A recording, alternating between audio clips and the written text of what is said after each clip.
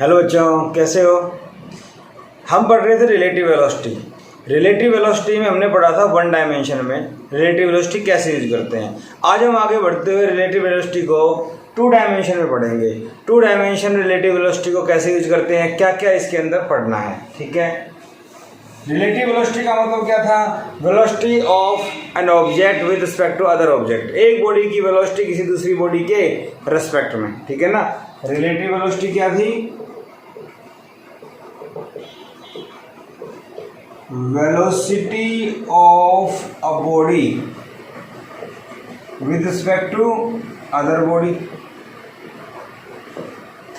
हम यहां पढ़ेंगे टू डायमेंशन में। किसे पढ़ेंगे? टू डायमेंशन और प्लेन में। रिलेटिव वेलोसिटी प्लेन में क्या होती है? ठीक है। दूसरा, रिलेटिव वेलोसिटी की बहुत ज़्यादा इंपॉर्टेंस है। टू डायमेंशन में इसकी बहुत सारी एप्लीकेशन है। जैसे हम लोग पढ़ेंगे to find minimum distance between two objects moving. दो कार भी हो सकती है ना। ये बात समझ में? रिलेटिव प्रोजेक्टाइल, दो प्रोजेक्टाइल को एक साथ हमने थ्रो किया तो उनके एक का मोशन दूसरे के रेस्पेक्ट में कैसे देखा जाए। River boat problem, 1D and 2D। 1D पढ़ना है हमें। ठीक है। रेन मैन प्रॉब्लम, समझ गए? इस टाइप से एरोप्लेन, विंड प्रॉब्लम। ठीक है, एक्सेट्रा और भी हैं। तो रिलेटिव वेलोसिटी की काफ़ी एप्लीकेशंस है। इसका यूज करके काफ़ी टिपिकल चीज़ें इजी हो जाती हैं। कुछ के मैंने आपको नाम बताए, समझ गए। अब रिलेटिव वेलोसिटी को टू डायमेंशन में कैसे पढ़ें, क्या करें, चलो वो देखते हैं, स्टार्ट करते हैं। टू डायमेंशन का मतलब एक प्लेन के अंदर कैसे यूज किया जाए। तो सपोज करो मेरे पास एक वेलोसिटी है VB, ठीक है, और दूसरी वेलोसिटी है VA। दोनों में एंगल कितना है? या थीटा। तो मैं लिखूं relative velocity of A with respect to B। ये हमें चाहिए। तो A की वेलोसिटी B के रेस्पेक्ट में निकालनी है। क्या करें? A की वेलोसिटी B के रेस्पेक्ट में निकालनी है। क्या करें? बेसिक फंडा क्या था, बेसिक कंसेप्ट क्या था? जिसके रेस्पेक्ट में निकालनी है उसको रेस्ट पे ले आओ। याद आ रहा है आपको? जिसके रेस्पेक्ट में निकालनी है उसको रेस्ट पे ले आओ। तो रेस्ट पे कैसे लाएं? उसका इक्वल और अपोजिट वेक्टर करके उसमें ऐड कर दो। और वो जब A की वेलोसिटी B के रेस्पेक्ट में निकालनी है तो B का इक्वल अपोजिट करके इसमें ऐड कर दो और वही A में ऐड कर दो। उससे क्या होगा? B तो रेस्ट पे आ जाएगा और A की B के रेस्पेक्ट में आ जाएगी। कैसे? तो B का अपोजिट कर दो, यहाँ ऐड कर दो, तो -VB हो गया। ठीक है। ये एंगल थीटा तो ये कितना? 180 माइनस थीटा। अरे हाँ या ना? ठीक है। अब क्या ये एक पैरेललोग्राम लो बनेगा? इस टाइप से बनेगा भाई। ये इसका रिजल्टेंट आएगा, ये इसका रिजल्टेंट आएगा। क्या मान ले? V, ये A, ये -B। दोनों में एंगल कितना? 180 माइनस थीटा। ठीक है। Angle between VA and -VB कितना है? 180 माइनस थीटा। बात समझ में आ गई? तो आपको समझ में आ रहा है क्या बन रहा है? ये पैरेललोग्राम बन रहा है। पैरेललोग्राम बन रहा है तो कैसे सोल्व करें? देखो, रिलेटिव वेलोसिटी किसकी? A की B के रेस्पेक्ट में, तो इसको AB नाम दे दें। तो VAB क्या होगा पता है आपको? A² plus B² plus 2AB cos of angle कितना है? 180 माइनस थीटा। ठीक है भाई। cos 180 माइनस थीटा कितना होता है? A square plus B square minus 2ab cos theta. कैसे भाई? cos 180 minus theta cos theta होता है, बट सेकंड क्वाड्रेंट में है तो नेगेटिव माइनस साइन आ जाएगा। समझ गए? तो सब्ट्रैक्शन ऑफ वेक्टर वाला फॉर्मूला आ रहा है मेरे पास। पहली बात तो ये। दूसरा डायरेक्शन, दूसरी क्या चीज चाहिए? डायरेक्शन। अरे मैग्नीट्यूड तो आ गया, क्या आ गया मेरे पास? मैग्नीट्यूड। अब क्या चाहिए? डायरेक्शन। डायरेक्शन के देखो, फर्स्ट वेक्टर और रिजल्टेंट वेक्टर के बीच का एंगल अल्फा मान लो, तो डायरेक्शन क्या होती थी? tan alpha. क्या होती थी? b sin theta. याद आ रहा है? और a plus B cos theta, तो थीटा की 180 माइनस थीटा कर देंगे। ठीक है, तो vb sin थीटा, क्योंकि sine 180 minus theta sine theta ही होता है, सेकंड क्वाड्रेंट में साइन पॉजिटिव होता है। तो va cos 180 minus theta second quadrant में cos नेगेटिव होता है, तो माइनस आ जाएगा vb cos थीटा। तो ये फॉर्मूला हो गया, यहाँ से पुट करके अल्फा आ जाएगा। अरे हाँ या ना? ठीक है, यहाँ से पुट करके अल्फा आ जाएगा। तो आप लोगों को क्या समझ में आया? रिलेटिव वेलोसिटी 2 डायमेंशन में अगर निकालनी है तो पैरेललोग्राम लॉ का यूज हो रहा है, सब्ट्रैक्शन वेक्टर यूज हो रहा है, फॉर्मूला याद करना है। और फॉर्मूले से ज़्यादा इंपॉर्टेंट है कंसेप्ट, जिसके रेस्पेक्ट में निकालनी है उसका अपोजिट करके ऐड कर दो। तो ऐसे करने से वो बी में भी अपोजिट हो गया और ए में भी। तो बी तो रेस्ट पे आ गया, रुक गया, ए की बी के रेस्पेक्ट में रिलेटिव आ गई। तो इसका मतलब बी अगर ए को देखेगा तो बी के रेस्पेक्ट में ए इधर चलता हुआ दिखाई देगा या इधर जाता हुआ दिखाई दे रहा है? मेरी बात समझ रहे हो? अगर ए कोई गाड़ी है, इसमें कोई बंदा बैठा हुआ है, वो अगर इसको देखता है तो ये ए इसको इधर जाता हुआ दिखाई दे रहा है। समझ रहे हो ना? इसको बोलते हैं रिलेटिव वेलोसिटी। मतलब कोई बॉडी, कोई गाड़ी जा कहीं और रही होगी लेकिन दिखाई कहीं और दे रही है। ये इधर जा रही है लेकिन इसके रेस्पेक्ट में ये इधर जा रही है। क्लियर है? रिलेटिव वेलोसिटी का फंडा क्या है? जब मोशन एक बॉडी का देखा जाए किसी दूसरी बॉडी के रेस्पेक्ट में जो खुद मोशन में है, तो एक्चुअल मोशन दिखाई नहीं देता, कुछ और ही दिखाई देता है, वो रिलेटिव वेलोसिटी फ्रेम पे डिपेंड करती है। क्या है ये? Frame dependent. पहले बताया था मैंने, फ्रेम डिपेंडेंट क्वांटिटी कौन कौन सी होती हैं? वेलोसिटी, एक्सेलरेशन, है ना, स्पीड और डिस्टेंस, डिस्प्लेसमेंट, ये सब फ्रेम डिपेंडेंट है, इसलिए फ्रेम पे डिपेंड करेगी। फिर काइनेटिक एनर्जी, याद आ रहा है सब कुछ? फ्रेम डिपेंडेंट क्वांटिटी है, तो ये रिलेटिव वेलोसिटी फ्रेम पे डिपेंड करती है। ठीक है, फॉर्मूला समझ में आ गया? कुछ बातें अभी जस्ट अगर आपको 10% भी समझ में आया तो बहुत बड़ी बात है, कि जस्ट हमने फॉर्मूला पढ़ा। इलस्ट्रेशन लेते हैं, उससे आपको और ज़्यादा अच्छे से क्लियर हो जाएगा। ठीक है, इलस्ट्रेशंस रिलेटिव वेलोसिटी को एक्सप्लेन करते हैं कैसे क्या होता है। सपोज करो मेरे पास डायरेक्शंस हैं ईस्ट, वेस्ट, नॉर्थ, साउथ। ठीक है, एक ट्रक जा रहा है, ट्रक 15 मीटर पर सेकंड से टुवर्ड्स नॉर्थ। स्टेटमेंट लिख देंगे, a truck is moving along north with 15 metre per second. A car is moving along east with 10 metre per second. If the driver of the car observes the truck, find the velocity of truck with respect to car and its direction। Question आ जाए, find velocity of truck with respect to car, also find direction। ये question आ जाए, समझ गए आप? क्या करें? इसकी वेलोसिटी निकालनी है ट्रक की, क्योंकि देख कौन रहा है? ये देखने वाला कौन? ऑब्जर्वर। किसको देख रहा है? इसको, ये ऑब्जेक्ट। तो देखने वाला जो है उसके रेस्पेक्ट में निकालना है। ऑब्जर्वर देखने वाला वो, जैसे ए की वेलोसिटी बी के रेस्पेक्ट में, तो जिसके रेस्पेक्ट में वो ऑब्जर्वर। तो यहाँ पे ऑब्जर्वर कौन है? कार का ड्राइवर। देखने वाला ये है, तो इसके रेस्पेक्ट में। समझ गए? तो velocity of truck with respect to car निकालना है। ठीक है, सबसे पहले निकालते हैं। सबसे पहले देखो, फॉर्मूला था ना हमारे पास, A square plus B square minus 2ab, बोलो, कॉस थीटा। थीटा कितना दोनों के बीच में? 90। बोलो, ठीक है, स्केयरिंग एडिंग हो जाएगी, कॉस 90 0 होता है। तो बेटा वीटी कितना है? 15 का स्केयर। ये कितना है? 10 का स्केयर। 15 का स्केयर 225, 10 का स्केयर 100। तो ये हो गया 325। कितना हो गया बेटा? Velocity of truck respect to car कितना हो गया 325। ठीक है, ये कितना आएगा आपको पता है 18 का स्क्वायर क्या होता है 324। 18 का स्क्वायर क्या होता है 324, तो अप्रोक्स 324 आ गया, सॉरी 18 किलोमीटर या मीटर पर सेकंड। बात समझ में आ गई।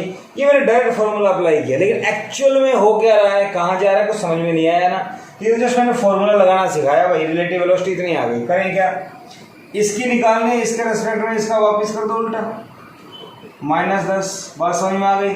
ठीक है, ये भी एंगल 90, इसको लेके पैरेललोग्राम बन जाएगा, ये ऐसे आ जाएगा बोलो, और ये फर्स्ट वेक्टर, ये रिजल्टेंट, तो ये एंगल अल्फा। क्लियर है। tan अल्फा निकालो डायरेक्शन के लिए। tan अल्फा क्या होता है बी कौन है कार, अरे फर्स्ट वो जिसकी निकालनी होती है, तो b sine theta, a plus B, A कौन है ट्रक, तो a minus B cos theta. समझ गए।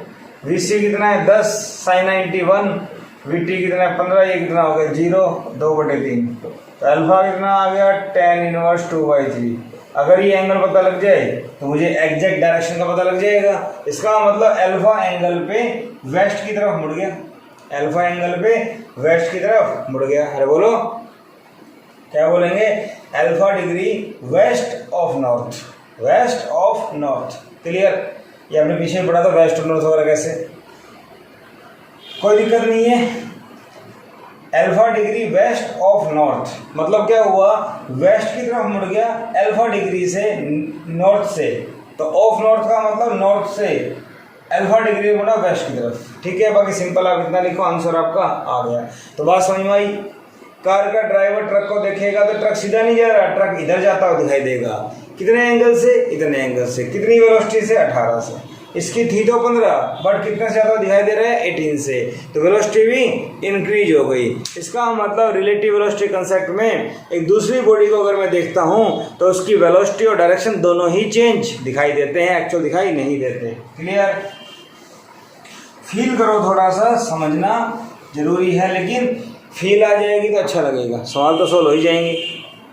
और देखिए, सपोज कीजिए इसी क्वेश्चन को हम ऐसे ले,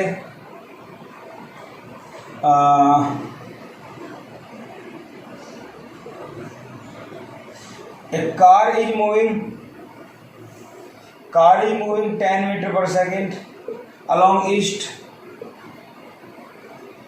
car is moving along east। ठीक है।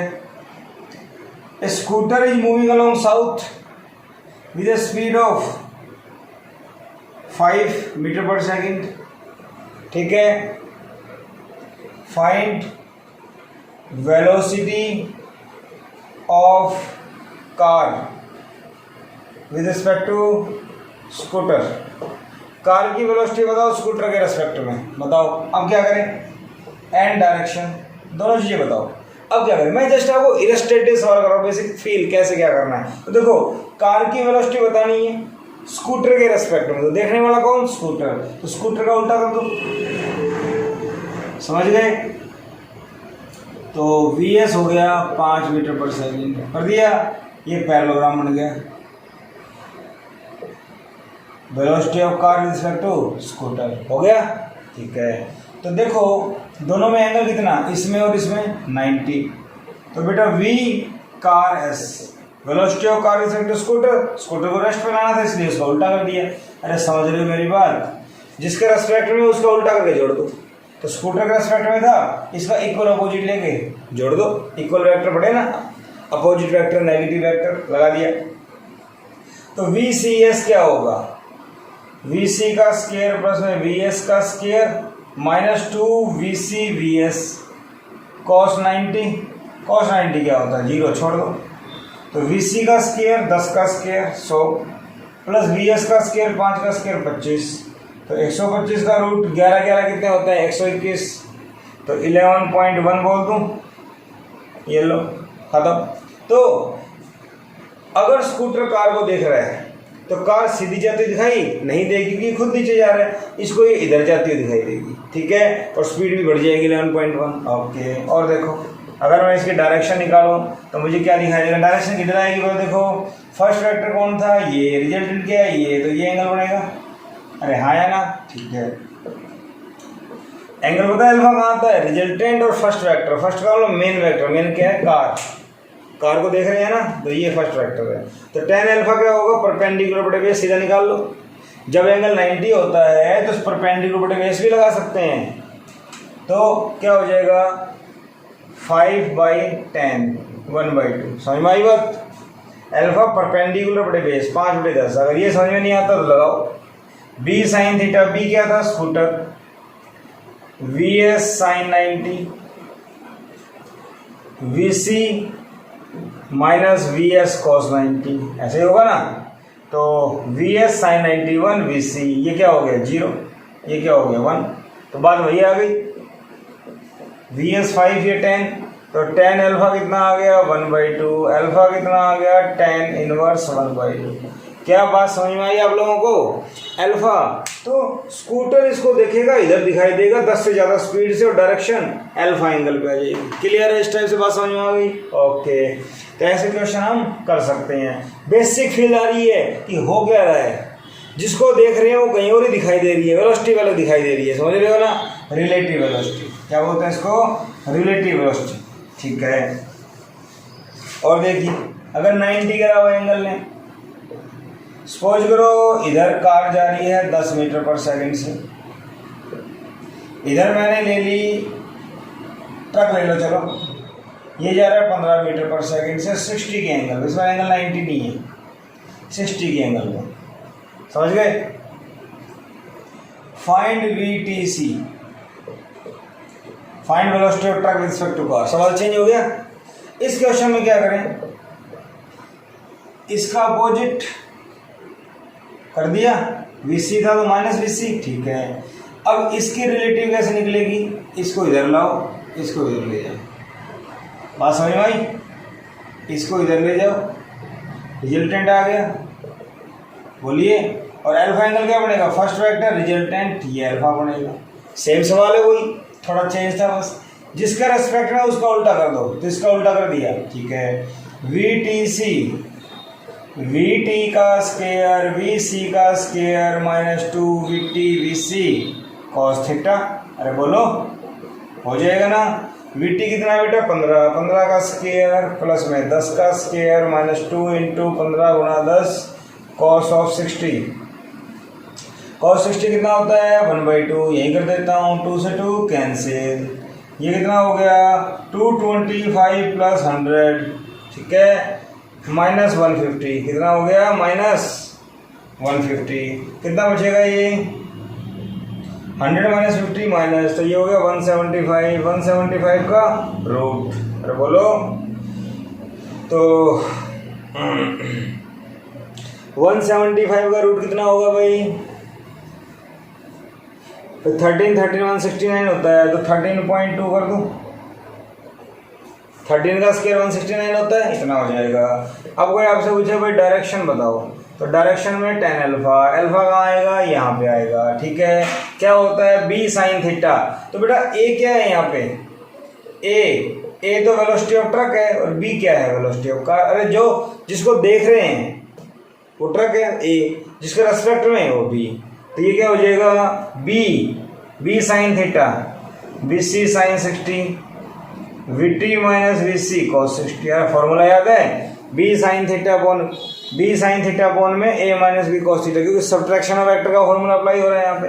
तो VC कितना है भाई 10, sin 60 √3/2, VT कितना है 15 माइनस 10 cos 60 कितना 1/2, सोल्व कर लो, 10√3, ये कट जाएगा 5 आ गया, 5√3 डिवाइड बाई 10 √3/2, tan अल्फा कितना आ गया √3/2, यहाँ से अल्फा क्या आ जाएगा tan इनवर्स √3/2।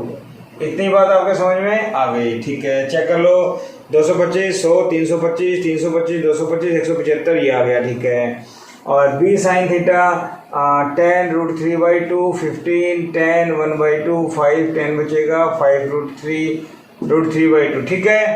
तो अगर ये कार वाला इसको देखता है तो इधर ना जाके इधर दिखाई देगा जाता हुआ, समझ गए आप बात, अल्फा एंगल आ जाएगा।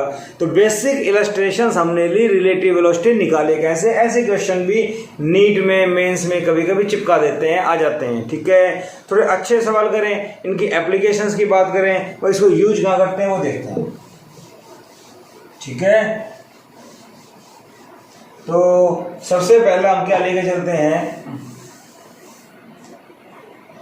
To find minimum distance between two objects। अब वो ऑब्जेक्ट कार भी हो सकती है, ट्रक भी हो सकते हैं, व्हीकल कोई भी हो सकता है ना, ठीक है। तो कैसे पढ़े, first part, if one is at rest and other moving, क्या करें, एक यहाँ पे है और दूसरा इसके पास से ही जा रहा है, तो इसकी परपेंडिकुलर डिस्टेंस क्या कहलाएगी, मिनिमम डिस्टेंस।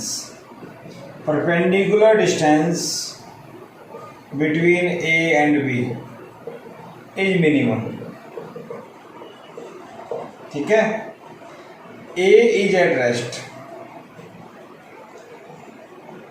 अगर एक रेस्ट पे है तो ठीक है भाई। इफ बोथ आर मूविंग, अगर दोनों ही चल रहे हो तो भाई bring one of them at rest. मैंने बोल दिया bring one of them at rest, लेकिन कैसे, रिलेटिव वेलोसिटी। रिलेटिव वेलोसिटी क्या कहती है, एक की वेलोसिटी दूसरे के रेस्पेक्ट में, ए की वेलोसिटी बी के रेस्पेक्ट में, तो बी के रेस्पेक्ट में तो बी को क्या ले आओ, रेस्ट पे, समझ रहे हो ना। और बी को रेस्ट पे कैसे लाते हैं, बी का इक्वल अपोजिट करके जोड़ दो, बी रेस्ट पे आ जाएगा, तो एक को रेस्ट पे ले आओ, रिलेटिव वेलोसिटी बन जाएगी वो, ठीक है। And then calculate. कंसेप्ट समझ में आया क्या करना है हम लोगों को, कंसेप्ट समझ में आया क्या करना है, अगर दोनों मूव कर रहे हैं तो एक को रेस्ट पे ले आओ, समझ गए, और कैलकुलेट कर लो, ठीक है, ओके। चलो देखते हैं क्वेश्चंस कैसे होंगे इसके ऊपर, थोड़े अच्छे सवाल हैं, ध्यान से देखना, मज़ा आएगा अगर ध्यान से देखोगे कंसंट्रेशन के साथ। थोड़े से अच्छे सवाल हैं, IITs में आते हैं इस टाइप के, ठीक है। देखो क्वेश्चन है इस टाइप से, ईस्ट वेस्ट नॉर्थ साउथ, ठीक है। A car A is moving along east with speed 10 kilometre per hour लेते हैं, 10 kilometre per hour, and another car B at further north, further north का मतलब दूर है थोड़ा, एट 50 किलोमीटर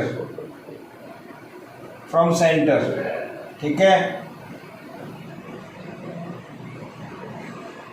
बी ले लें इसको 37 के एंगल पे एट 50 किलोमीटर पर आवर, ठीक है। क्या स्टेटमेंट क्या पड़ेगी, आप लिख सकते हैं, car A is moving along east at a speed of 10 kilometre per hour, another car B further north at 50 kilometre moves at angle 37 with north line, at angle 37 with north line towards west, west की तरफ at 50 kilometre per our, समझ गए आप मेरी बात।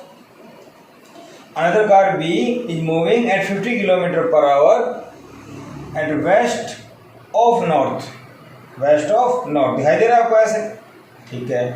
Find minimum distance between A and B, find minimum distance between A and B cars, दोनों cars के बीच में मिनिमम डिस्टेंस बताओ, मेरी बात समझ में आ रही है, दोनों कार्स के बीच में मिनिमम डिस्टेंस बताओ, सवाल समझ में आ गया। एक जा रहा है इधर, एक जा रहा है इधर, दोनों के बीच में मिनिमम डिस्टेंस बतानी है। तो बेटा क्वेश्चन क्या है, क्वेश्चन ये है कि दोनों मूव कर रहे हैं। क्वेश्चन क्या है भाई, दोनों मूव कर रहे हैं, एक मूव कर रहा हो एक रेस्ट हो। तो जस्ट बात बताई थी, रियल में सवाल ऐसे ही आएंगे, तो उसके लिए टाइम पास करने वाली बात है, इसको समझो अच्छे से, ठीक है। ये जा रहा है, ये भी जा रहा है, किसी को भी रेस्ट पे ले आओ, पहली बात तो ये दोनों में से किसी को ले आओ। ये ओरिजिन पे है तो इसको ले आते हैं, आसान पड़ेगा, ठीक है। उससे पहले क्या करें, तोड़ो, कैसे, ऐसे, ये कितने पे 10, बोलो, ठीक है। इसके बाद समझ में आई, ये यहाँ पे था, कितना दूर, 50 किलोमीटर, ये बात भी समझ में आती। यहां से इसके कंपोनेंट अगर मैं देखूं तो एक कंपोनेंट आएगा ऐसे और एक आएगा ऐसे, हाँ या ना। 50 cos 37 यहां आएगा और एक इधर आएगा, तो 50 cos 37 कितना होता है भाई, 50 cos 37, तो 50 cos 37 4/5 कितना आ गया 40। तो यहाँ cos कंपोनेंट आएगा तो ये कितना आ गया बेटा 40 किलोमीटर पर आवर। बात समझ में आई या नहीं आई? अरे बोलो, जहाँ पे एंगल है वहाँ पे cos आता है, जहाँ पे एंगल है वहाँ पे cos आता है। तो 50 cos 37 अलग से लिख दिया मैंने, कितना आया 40 ही आ गया।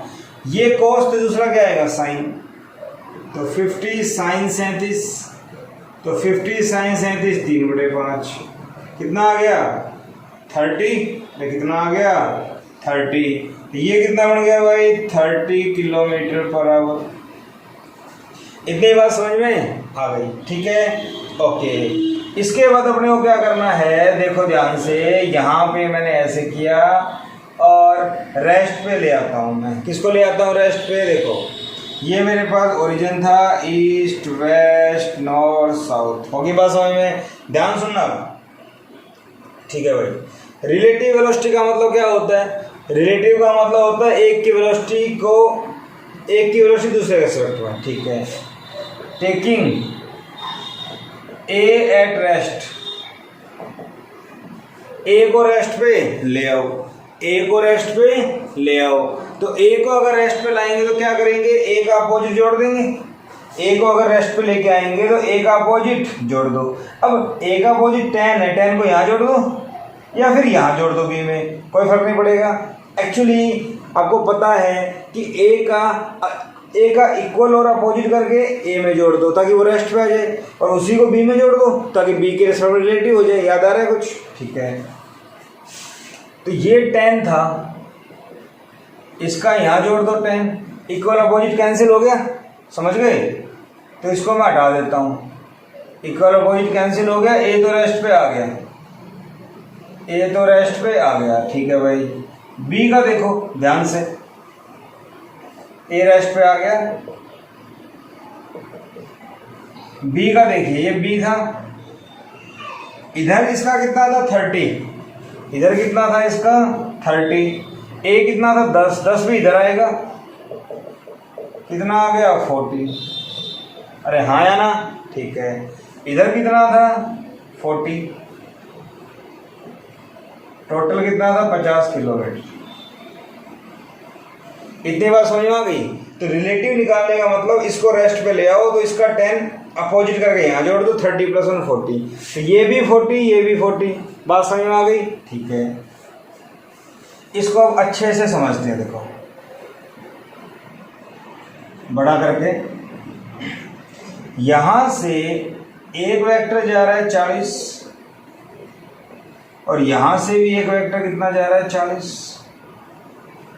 सबसे पहली बात, दोनों वेक्टर इक्वल अपोजिट, सॉरी यहाँ दोनों वेक्टर इक्वल हैं, और जब दो वेक्टर इक्वल हो तो रिजल्टेंट जो आता है वो एंगल को बाइसेक्ट करता है। जब दो वेक्टर इक्वल होते हैं तो रिजल्टेंट एंगल को बाइसेक्ट करता है, 40 40 एंगल 90, तो रिजल्टेंट ये आएगा,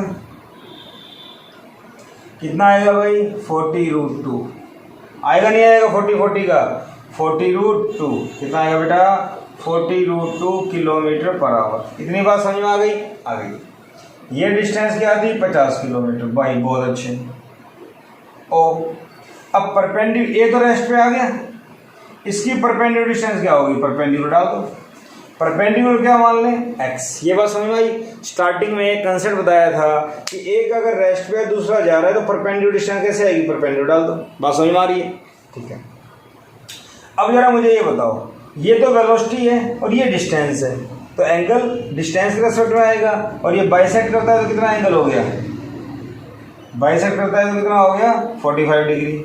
इतनी बात समझ में आ गई? ठीक है। Now x distance divide by ये डिस्टेंस है यहाँ से यहाँ तक 50, x बटे 50। ध्यान से देखो, ये 90 के सामने हाइपो, और ये एंगल, तो ये बेस परपेंडिकुलर, ये परपेंडिकुलर, ये हाइपो, परपेंडिकुलर बटे हाइपो क्या होता है साइन थीटा, साइन 45। ठीक है, तो x क्या आ गया 50 साइन 45, और ये हो गया 25 इंटू 2/√2, √2 कैंसिल, √2 बचेगा, तो x आ गया 25√2 metre, kilometre.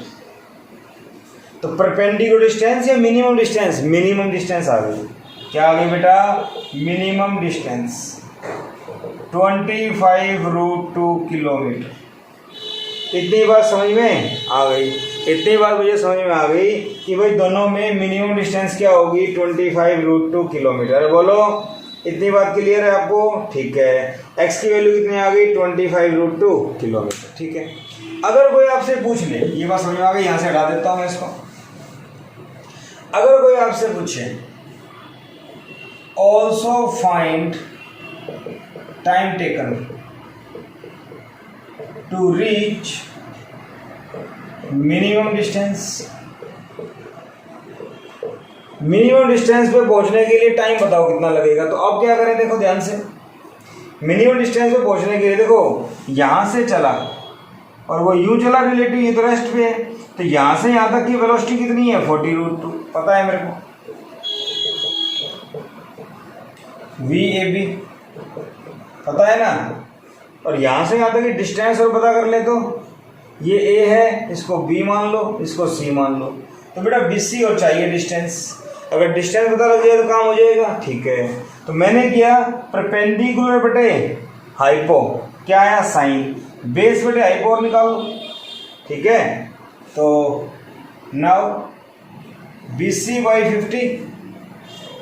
Divide by 50 base upon hypo cos 45, तो BC कितना आया 50 cos 45 1/√2, वही आया 25√2, सेम टू सेम। ठीक है, तो टाइम क्या हो जाएगा, टाइम हो जाएगा डिस्टेंस BC बटे में VAB।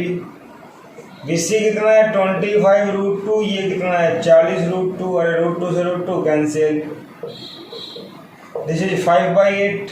ठीक है, तो टाइम आ गया 5 डिवाइड बाई 8 आवर। टाइम कितना आ गया आपके पास 5 डिवाइड बाई 8 आवर। तो इस टाइप से हमने ये सवाल लिया, थोड़ा सा बड़ा सवाल है, थोड़ा सा लेंदी है, लेकिन अच्छे क्वेश्चन है, ऐसे आते हैं IITs में। नीट में भी कभी कभार इसमें से मिनिमम डिस्टेंस पूछ सकते हैं, टाइम निकलवा लेते हैं। तो कुछ नहीं करना, मैंने टुकड़े कर करके आपको समझाया, थोड़ा बड़ा हो गया, लेकिन कंसेप्ट वही है, अच्छे से समझ में आना चाहिए आपको। सबसे पहले हमने क्या किया, एक वेक्टर इधर दे रखा था, इसको तोड़ दिया, फिर ये ले लिया, इसको रेस्ट पे ले आए, तो इसको 0 कर दिया, इसमें अपोजिट हो गया तो ऐड हो गया, ये 40 ये 40, फिर मैंने वेलोसिटी निकाल ली थी, समझ रहे हो? ठीक है, फिर एक लाइन ड्रॉ की मैंने मिनिमम डिस्टेंस के लिए, और उस लाइन के लिए मैंने x निकाल लिया, सिंपल आंसर आ गया, कोई बड़ी बात नहीं। फिर अगर टाइम निकालना है तो ये डिस्टेंस और इसकी वेलोसिटी डिवाइड कर दो। समझ गए? बात समझ में आ गई आप लोगों को? ठीक है, और देखिए, सपोज करो हमारे पास 2 शिप हैं, इस बार ईस्ट वेस्ट नॉर्थ साउथ, हमारे पास 2 शिप हैं, ships. One ship is moving along north 20 kilometre per our.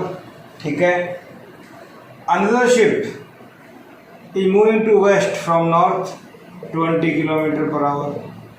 Distance between them let us assume 10 kilometer.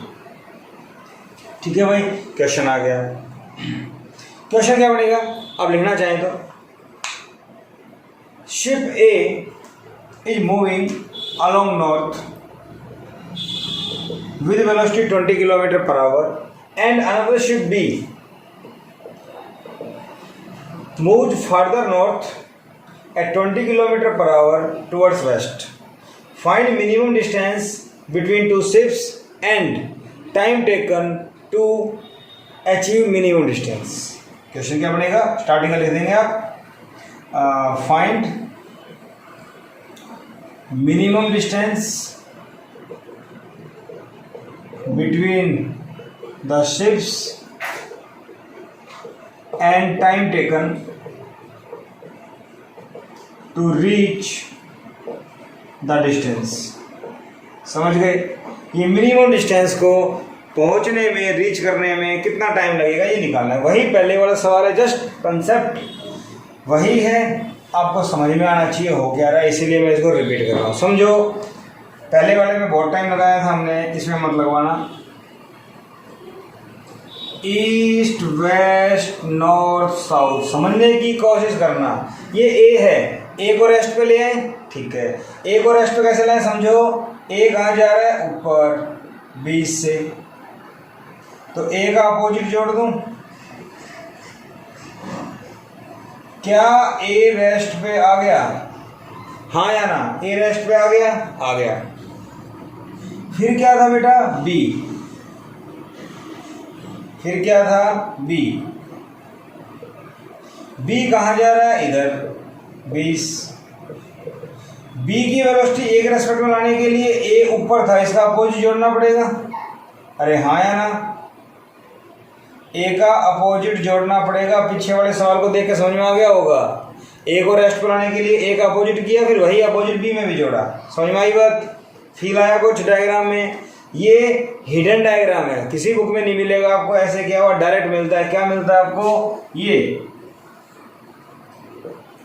Direct मिलेगा आपको इस टाइप से, ए रेस्ट, और बी के बारे में सीधा ये मिलेगा 20 किलोमीटर पर आवर वीबी, और ये मिलेगा V A 20 kilometre per our. बात समझ में आई या नहीं आई, ठीक है। ये दोनों हटा दिए, ये ले लिया, ठीक है। अब जरा देखो, ये भी 20, ये भी 20, दोनों वेलोसिटी बराबर, तो जो डायगोनल आएगा, जो इसका रिजल्टेंट आएगा, वो रिजल्टेंट क्या करेगा, वो इसको एंगल को बाइसेक्ट करेगा। पहली बात 45 डिग्री, ठीक है, एंगल को बाइसेक्ट करेगा 45 डिग्री, ठीक है। नेट वेलोसिटी क्या आ जाएगी, जब दोनों में एंगल 90 है तो नेट वेलोसिटी भी आएगी, कुछ निकाल लेंगे। फिलहाल अपने को क्या चाहिए, minimum distance, perpendicular X, A B O in triangle ABO. ध्यान से देखना, ये एंगल 90, ये एंगल थीटा जो 45 है, बेस परपेंडिकुलर और 90 के सामने हाइपो, तो x परपेंडिकुलर बटे हाइपो, और ये तो बेटा वेलोसिटी है, अपने को तो डिस्टेंस चाहिए। डिस्टेंस क्या थी, 10 किलोमीटर, तो ये कितना है, 10 किलोमीटर। बात समझ में आ रही है आप लोगों को, दिखाई दे रहा है, ठीक है। तो x बाई 10 परपेंडिकुलर बटे हाइपो साइन 45, तो x कितना आ गया, 10 साइन 45 1/√2, और दिस इज 10/√2। बोलो, 2 से मल्टीप्लाई, 2 से डिवाइड, 2 से मल्टीप्लाई, 2 से डिवाइड, 2 5 जा, और ये कैंसिल √2, तो x कितना आ गया बेटा, 5√2 किलोमीटर। तो 5√2 किलोमीटर के ऊपर जाके मिनिमम डिस्टेंस आ जाएगी, ठीक है भाई, बात समझ में आ गई, ओके। अब मिनिमम डिस्टेंस को पहुंचने में कितना टाइम लगेगा, तो क्या मुझे ये डिस्टेंस चाहिए, इसको y मान लो, ठीक है। Now y divide by 10 base upon hypo cos 45, तो y equal to 10 cos 45 1/√2, this is again 5√2, ठीक है। अब y के साथ जो यहाँ वेलोसिटी है वो वेलोसिटी चाहिए, ठीक है। तो वेलोसिटी b से o, वेलोसिटी रिलेटिव वेलोसिटी है ना, velocity of b with respect to a, तो रिलेटिव वेलोसिटी कैसे आएगी देख लो, va का स्क्वायर प्लस में vb का square plus 2va vb cos 90, ये इधर दोनों में एंगल कितना हो गया, 90। लिखना चाहो तो लिख लो, -2va vb cos 90, cos 90 क्या होता है, 0, तो हट ही जाएगा नहीं।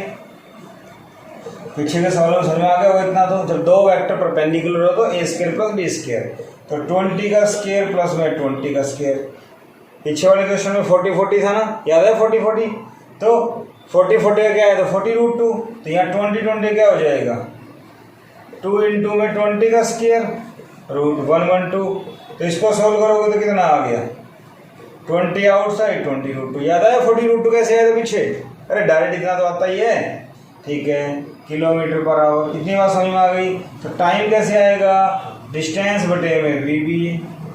डिस्टेंस है 5 √2, ये है 20 √2, √2 बटा 1/4 आवर। 1 घंटे में कितने मिनट होती हैं? 60। 15 मिनट। क्या आंसर आया बेटा? 15 मिनट। तो 15 मिनट के बाद दोनों शिप में मिनिमम डिस्टेंस होगी, और मिनिमम कितनी होगी? 5 √2। इससे कम डिस्टेंस दोनों के बीच में नहीं हो सकती। क्लियर? तो जब कोई दो चीज़ जा रही हो अलग अलग डायरेक्शन में, तो मिनिमम डिस्टेंस निकाल सकते हैं हम लोग इस टाइप से। क्लियर? रिलेटिव मोशन, रिलेटिव का कंसेप्ट बहुत इंपॉर्टेंट है। समझ में आ गई बात? चलो एक और सवाल देखते हैं, लास्ट। Relative velocity. सपोज करो मेरे पास इस टाइप से एक प्लेन लाइन है, 100 किलोमीटर का सेपरेशन है यहाँ पे। ठीक है, यहाँ से एक बॉडी को प्रोजेक्ट किया या एक बॉडी जा रही है 10 √2 की स्पीड से 45 के एंगल पे। समझ गए? 45 डिग्री, 10 √2 किलोमीटर पर आवर। ठीक है, दूसरी यहाँ से हमने इधर ली 37 के एंगल पे 50 किलोमीटर पर आवर। ठीक है, ए और बी दो बॉडी हो गई। ठीक है, find minimum distance between A and B. A और बी के बीच में मिनिमम डिस्टेंस निकालूंगा। टाइम भी निकालना है, टाइम आप खुद निकालेंगे। ठीक है, क्या करें? ए या बी में से एक को रेस्ट पे ले आओ, लेकिन उससे पहले एक कंपोनेंट यहाँ आएगा, एक यहाँ आएगा, एक यहाँ आएगा और एक यहाँ आएगा। चेक करो, 10 √2 cos 45, cos 45 1/√2 10 आएगा। 10 √2 sin 45, sin 45 1/√2 ये भी 10 आएगा। समझ गए? ठीक है भाई। 50 cos 37 क्या आएगा यहाँ पे? 50 cos 37। इधर क्या आया? 50 sin 37। cos 37 कितना होता है? 4/5। कितना आ गया? 40। ठीक है, sin 37 कितना होता है? 3/5। कितना हो गया? 30।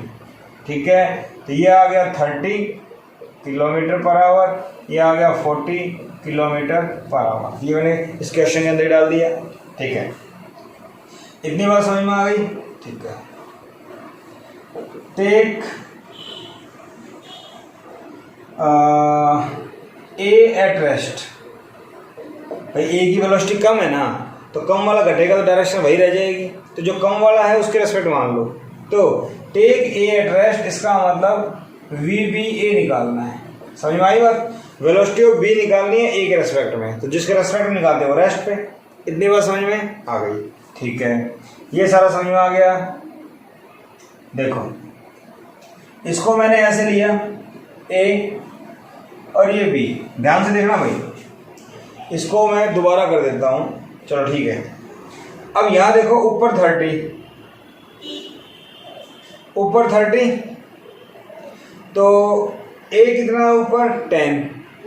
तो 10 का अपोजिट करेंगे।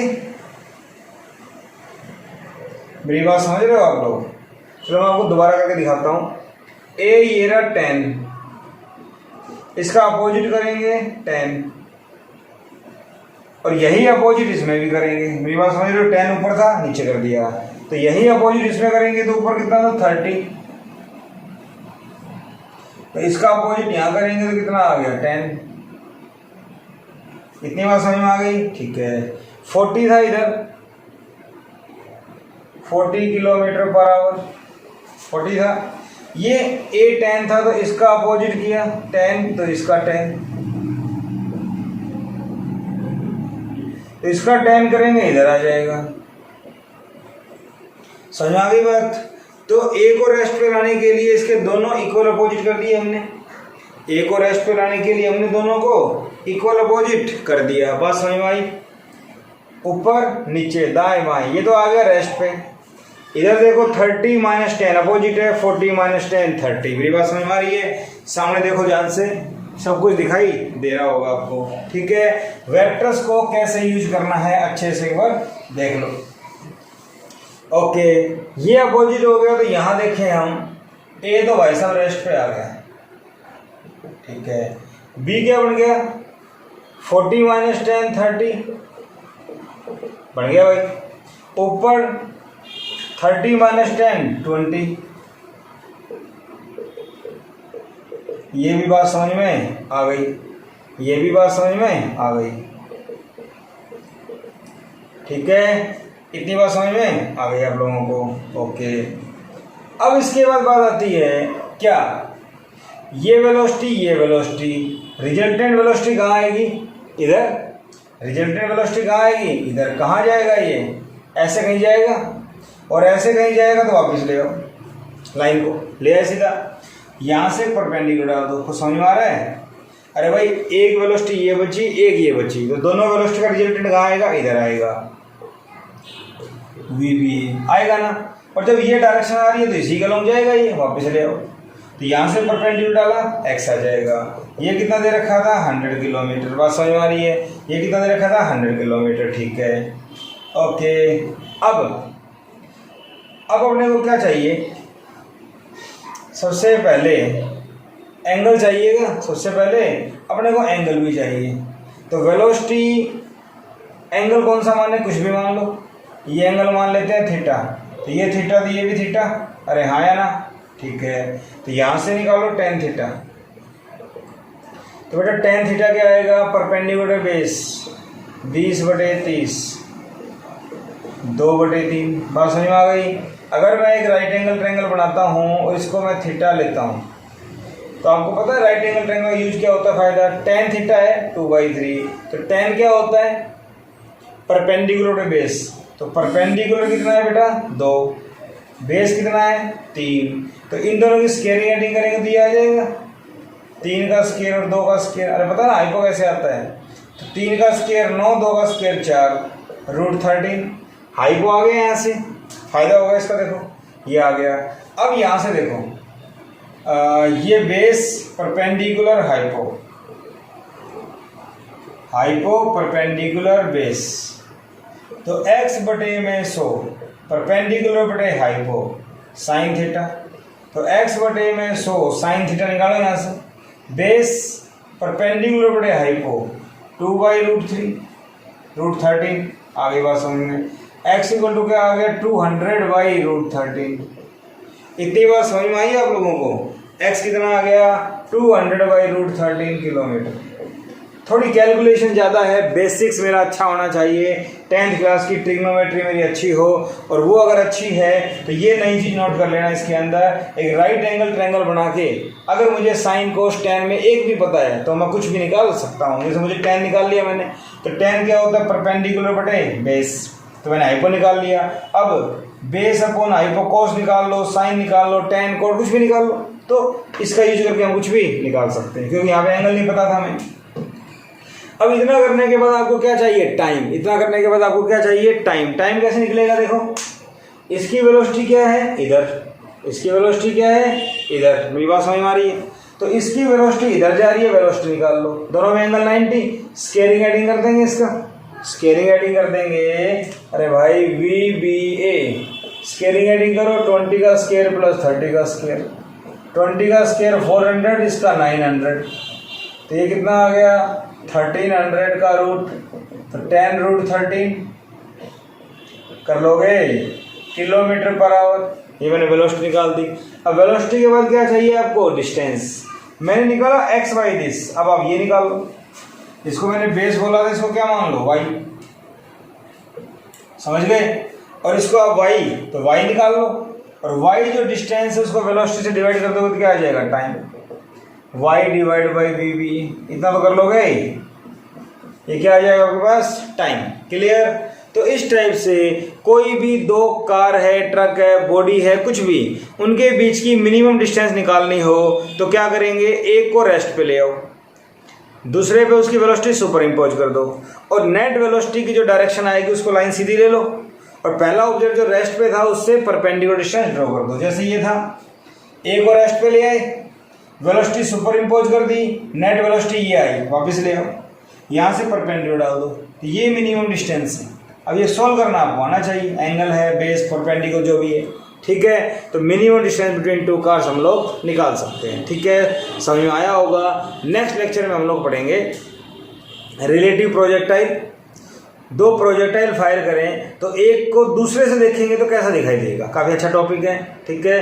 अगर वीडियो लेक्चर्स आपको पसंद आ रहे हो तो प्लीज़ सब्सक्राइब कीजिए और इसको लाइक कीजिए, शेयर कीजिए, ताकि नीडी बच्चों की हेल्प हो सके, क्योंकि बहुत से बच्चे ऐसे होते हैं जो कोचिंग नहीं ले पाते हैं। तो मेरा मकसद है उन बच्चों की हेल्प करना, ठीक है। कोशिश कीजिए जितना हो सके उतना शेयर कीजिए। Thank you.